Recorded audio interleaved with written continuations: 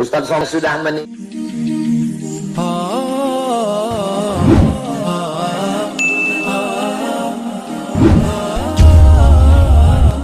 Saya ingin bertanya, apa hukumnya jika mertua dan ipar selalu ikut campur dalam urusan rumah tangga anaknya sehingga istri merasa dizolimi? Laki-laki tak punya pendirian.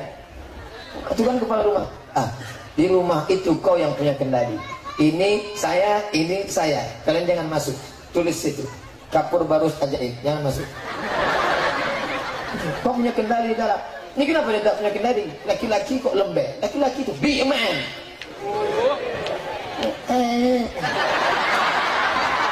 Ibu, sampai masanya nanti di hari tua bapak yang baik sekarang, bapak yang sopan sekarang, bapak yang lembut sekarang. Nanti sampai masanya kau yang sombong, laki-laki yang angkuh, laki-laki yang merasa dirinya perkasa. Ingat, sampai masanya kau tua, stres, stroke, mati. Iya, kalau langsung mati. Kalau setengah mati, siapa yang akan menyuap engkau waktu makan sakit nanti? Nih. Ya, makanya kalau kau baik sekarang, dia nanti akan suap makannya. Tapi kalau kau sombong sekarang, angkuh sekarang, selingkuh sekarang, marah-marah sekarang, lihat, semua ada saatnya. Ada masanya sehat, ada masanya sakit. Makan.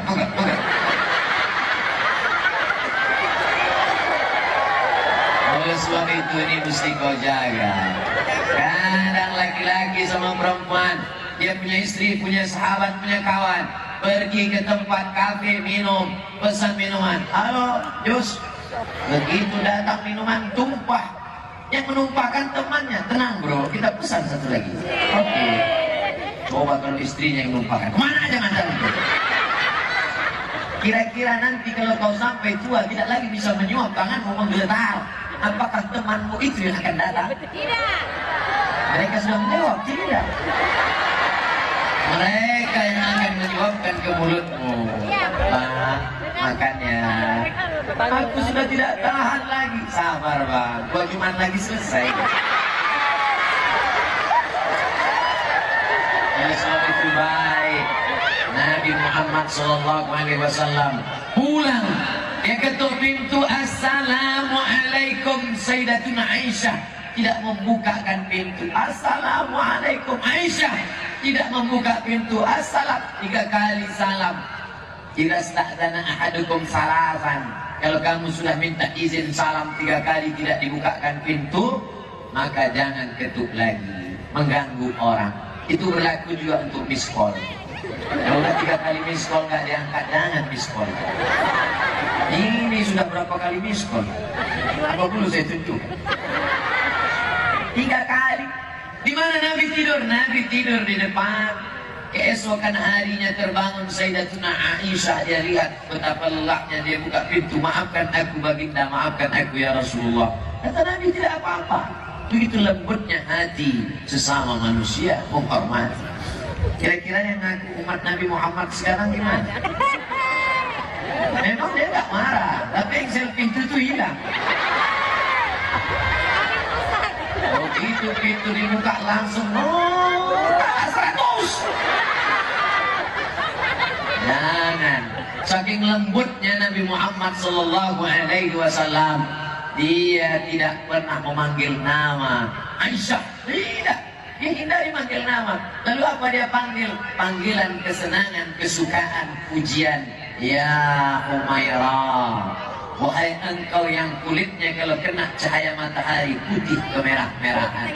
Ya Humairah. Ustaz, boleh nggak saya panggil istri saya ya Humairah? Boleh. Bapak pulang dari sini panggil ya Humairah. Tapi dia nggak putih Pak Ustaz. Nggak apa-apa. Gimana? Jangan terlalu jujur. Pulang ke rumah ya Hajar Aswad.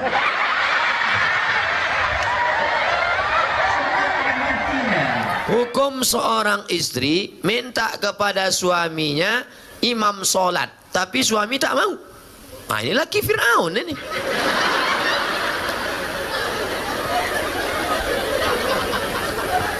Istri itu tidak meminta, tapi suami yang membangun.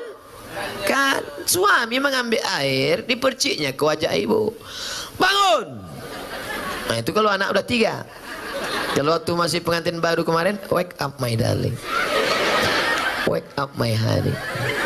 Bentang mereka lah sajadah. Usolli sunnatat tahajjud raka'ataini imaman lillahi ta'ala. Allahu akbar. Bismillahirrahmanirrahim. Ar-Rahman 'allamal Qur'an, khalaqal insan, 'allamahul bayan. Mertua di sebelah mendengar suara menantu sholat. Siapa itu, Bu? Menantu kita. Itulah, mereka baru nikah udah tahajud. Kita udah 30 tahun nikah tak ada tahajud. Siapa menantu kita? Itu yang tamat dari pesantren tahfiz Quran dari Gayo Luas itu. Masya Allah. Amin ya Rabbal Alamin. Menantu akan datang. Menantu yang sekarang, buka pintu. Mudah-mudahan suami-suami yang belum sholat, mudah-mudahan selesai pengajian nih sholat dia. Ustadz Somad, dulu kusangka kalau nikah sama dia aku bahagia. Pas dia datang meminang, ayahku bertanya, kau PNS? Golongan 3, Pak. Apa peganganmu? Itu kunci mobil. Punya kau? Punya abangku. Tapi tak lama lagi mau aku beli itu dah. Akhirnya kusangka nikah sama dia bahagia, Pak Ustadz. Ternyata sudah 2 tahun, 3 tahun menikah, tak ada kebahagiaan. Gimana rasanya? Macam tidur sama babi hutan. Walaupun hidup 1000 tahun, kalau tak sembahyang, apa gunanya? Walaupun hidup 1000 tahun, kalau tak sembahyang. Ibu nanti kalau ngayun anak gitu, sepohon kayu daunnya nimbun,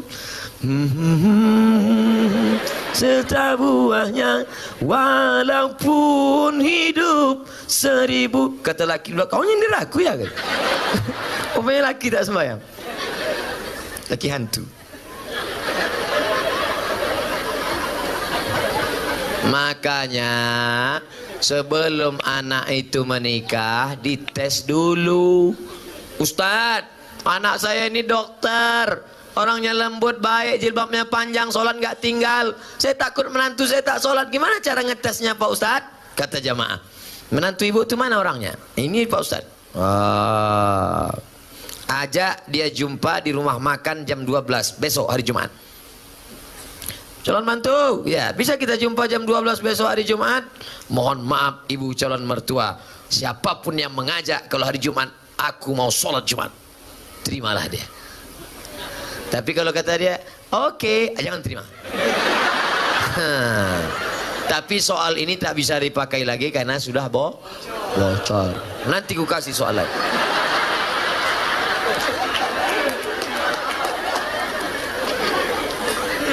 Orang dulu kalau mencari calon menantu, besok Pak saya mau minang anak Bapak, besok kau datang ke rumah saya maghrib. Kenapa disuruh maghrib? Karena mau dibawa ke surau, disuruh azan. Allahu Akbar, Allahu Akbar. Mantap azannya. Samsung, HP. Dulu calon menantu dites azan. Setelah lulus azan, bapak tu pun pura-pura batuk. Bapak tak bisa maju jadi imam nih, tadi minum es 3 drum. Kalau kau maju jadi imam, dia pun maju dah. Ghairil maghdubi alaihim waladdallin. Amin. Bismillahirrahmanirrahim. Inna a'tai. Kata mertua di belakang, gaya kau ngeri kali ya kan. Sangka entah ayat apa tadi. Itu juga ini. Menghadapi suami yang malas beribadah. Kenapa awak nikah dengan dia? Macam tak ada lelaki lain. Ustaz, laki saya tak sembahyang lah Ustaz. Tak ada dengar tazkirah. Kenapa awak nikah dengan dia? Sebab saya dulu pun tak sembahyang juga. Tapi manakala dah tua ni, hati rindu, Maka saya cari-cari mengaji. Buka internet www.youtube.com. Kajian Agama Islam. Enter. Ustaz Somad. Dan saya pun sekarang mengaji. Nah, ini adalah tantangan. Ini adalah jihad. Tapi jangan sebab saya kata jihad, puan balik dari sini panggil lelaki. Abang sini kejap. Jihad. Bukan itu maksud saya. Maknanya, Ustaz Somad bagi tazkirah pada orang baik-baik semua. Ini yang di hadapan saya ini semua orang baik-baik, soleh-soleh. Amin. Orang yang dah sembahyang, orang yang dah ke masjid. Tapi puan sedang menghadapi satu generation penerus Fir'aun. Bukan Mami written, Fir'aun written. Ini, maka ayah sabar. Ayah diallahu bika rajulan wahidan. Satu orang dapat hidayah kerana mulut engkau. Khairum min humurin na'am. Lebih baik daripada engkau memiliki seekor unta yang merah. Unta merah. Pernah ke tengok unta merah? Saya unta kuning je nampak. Yang tempat orang banyak ambil gambar 15 rial. Di Arafah. Unta merah. Unta merah tu bahasa Italinya Ferrari. Unta merah. Mahal kereta ni. Pintu dia satu. Kabarnya 2020 ni keluar kereta tak ada pintu lagi. Lebih mahal lagi. Tapi ada yang lebih mahal daripada dunia dan seisinya. Apa itu? Engkau dapat boleh sampaikan hidayah pada orang tak ada hidayah. Mudah-mudahan puan sampaikan hidayah ni pada suami puan insyaAllah. Ni ya Allah, jangan matikan aku sebelum laki aku ni sembahyang. Dua gendangnya. Kalau tak dia mati, aku mati. Macam mana caralah? Perempuan pandai. Tujuannya macam mana dia sembahyang? Macam mana cara dia boleh sembahyang? Perempuan paling pandai. Budak kecil tak nak makan. Budak kecil tak nak makan. Tapi puan pandai buat dia makan. Budak kecil ni suka pada bintang. Suka dia tengok bintang-bintang. Puan buatkan telur mata kebau bentuk bintang.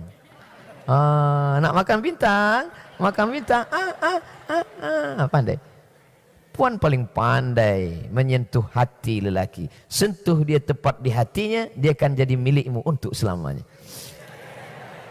Janganlah kata, so sweet. Oleh sebab itu maka puan paling pandai. Saya jumpa dengan seorang lelaki pakai jaket, bertatu, pakai celana jeans. Tak ada nampak orang macam dapat hidayah. Macam gangster je. Macam mana tuan boleh rajin datang ikut tazkirah ni? Oh, cerita panjang Ustaz. Saya dulu tak suka tazkirah ni. Benci saya tengok orang ke masjid ikut tazkirah. Apalah tazkirah tu? Terus, suatu malam isteri saya telefon. Abang, jemput ambil saya di masjid ya. Awak balik sajalah naik taksi. Macam mana kalau driver taksi larikan saya? Rupanya dia masih ada rasa sayang. Baiklah, saya jemput awak. Saya ambil awak ke masjid. Pukul 9:30 tazkirah selesai. Rupanya hari itu bertambah hingga pukul 10 pula. Pukul 10. Maka tegaklah saya di depan pintu masjid. Geram nak tengok. Apalah lama-lama mengaji ni. Saya dengar pelan-pelan. Seronok dah. Sedap juga. Siapalah ustaz ni? Oh, ternyata ustaz ni dari seberang. Dia dengar. Hari pertama saya dengar. Esok saya hantar dia. Esok saya duduk kerusi belakang. Esok saya duduk kerusi tengah. Lama-lama ikut terus tazkirah. Sebab apa? Bukan kerana ustaz. Bukan kerana YouTube. Kerana doa dan usaha seorang perempuan. Tapi bukan puan bagi tazkirah. Jangan balik dari sini panggil. Abang sini kejap. Assalamualaikum. Hai penghuni neraka Jahannam. Mana boleh? Doa malam-malam. Usolli sunnatal hajat raka'ataini lillahi ta'ala. Saya dengar awak sembahyang hajat ke tadi? Iya bang. Apa hajat awak? Adalah antara saya dengan Allah sahaja. Bolehkah awak tulis? Semua ada masanya. Saya sudah menikah dan sekarang sudah berpisah. Ternyata saya dibohongi selama perkenalan sampai yang ternyata dia adalah seorang gay. Gay itu LGBT. Gay itu kalau nampak anak gadis cuek aja dia. Tapi kalau nampak anak lajang menitik air liurnya. Itu gay. Yang paling banyak gay ini di Thailand. Makanya di sana ada musabaqah gay. Namanya Lady Boy. Muka lady, kaki boy. Yang paling hebat merubah buah-buah ini itu di Bangkok. Bisa dirubah orang itu jeruk itu manis luar biasa. Bisa dirubahnya apel, bisa dirubah genetika tanaman bisa mereka buat. Bisa itu limau jeruk manis itu tak berbiji dibuatnya. Tapi yang lebih hebat bisa orang pun tak berbiji dibuatnya. Itu hebat. Luar biasa mereka. Ini gini. Oke, kita lanjutkan. Hati saya hancur Pak Ustaz. Jangankan ibu, saya pun ikut merasakannya. Coba, saya ini udah sampai pada level bisa merasakan perasaan orang lain. Bagaimana perasaan seorang perempuan dianggapnya inilah akan menjadi imam dia. Ternyata pas disuruh jadi imam, bang kau jadi imam, aku aja lah. Gimana perasaan dia? Dah, mohon Ustadz beri saya doa membuat hati saya tenang dan ikhlas atas diri saya. Adakah yang terjadi di dunia ini di luar kuasa Allah? Saya tanya sekali lagi. Adakah yang terjadi di dunia ini di luar kuasa Allah? Kalau ada yang mengatakan ada yang terjadi di luar kuasa Allah, berarti Tuhan itu dua. Ada Tuhan baik, ada Tuhan buruk.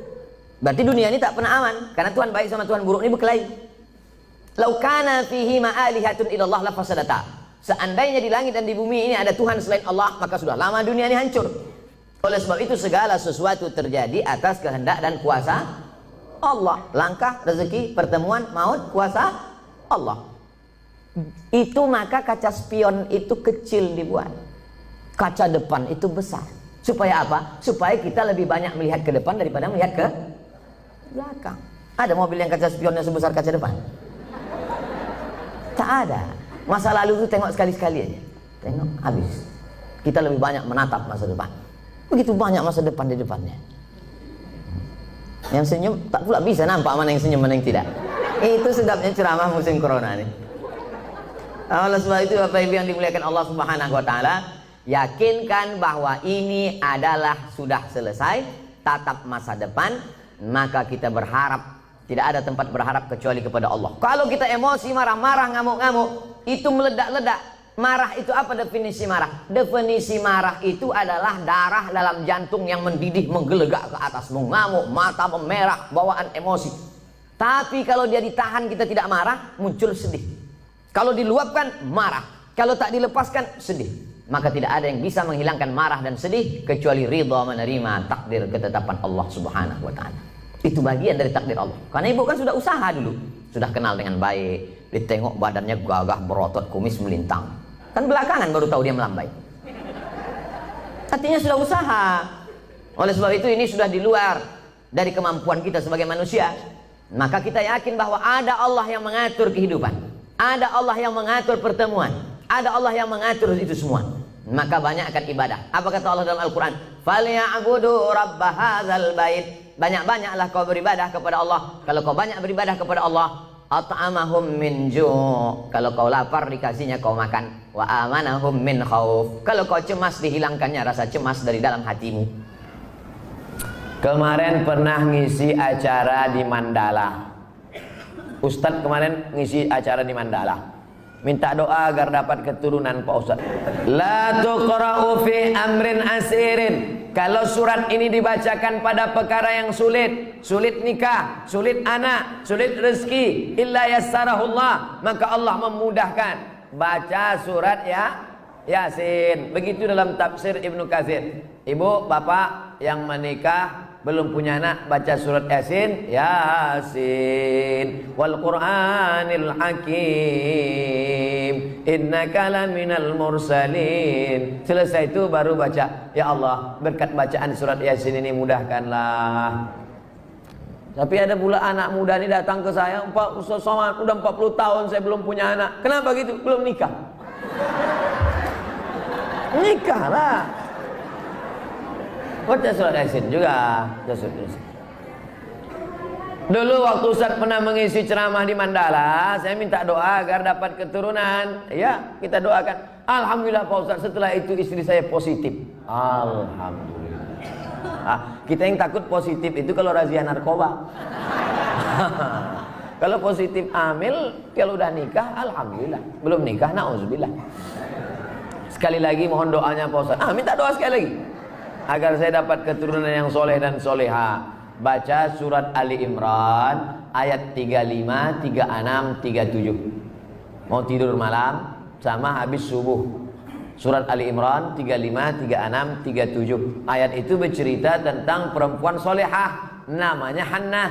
Lakinya soleh, namanya Imran. Imran sama Hannah lama tak punya anak. Mereka bernazar, akhirnya punya anak. Lahirlah anak perempuan namanya Maryam. Maryam punya anak laki-laki namanya Isa. Allah jaga keturunannya. Idz qalat imra'atu Imran rabbi inni nadartu laka ma fi batni muharraran fataqabbal minni innaka antas samiul alim. Falamma wada'atha qalat rabbi inni wada'tuha unsa. Ini bagus. Bapak-bapak kasih ingat istrinya yang baca surat Ali Imran 35, 36, 37 ya. Abang aja lah. Kalau gitu akulah hamil. Kau baca sekarang, kalau tidak aku cari satu lagi. Bapak ni pantang ni pancing. Nampak betul keinginan terpendam. InsyaAllah kalau anak saya laki-laki akan saya beri nama Muhammad Baghawi. Ulama besar. Imam Nawawi ada mengutip pendapat Imam Al-Baghawi dalam kitab Majmu' Syarah Muhadzab dalam masalah bayar fidyah salat. Fidyah salat itu pendapat Imam Al-Baghawi yang dikutip pendapatnya oleh Imam An-Nawawi dalam kitab Al-Majmu' Syarah Muhadzab. Bagus sekali. Kalau perempuan mohon kasih nama Pak Ustaz Nuairah. Nuairah artinya secercah cahaya. Masya Allah. Kok tiba-tiba Ustaz kasih itu? Tak tahu pas nengok lampu. Nuairah. Nanti manggilnya kan Nuairah secercah cahaya. Tambah-tambah kasih lain boleh tak apa-apa.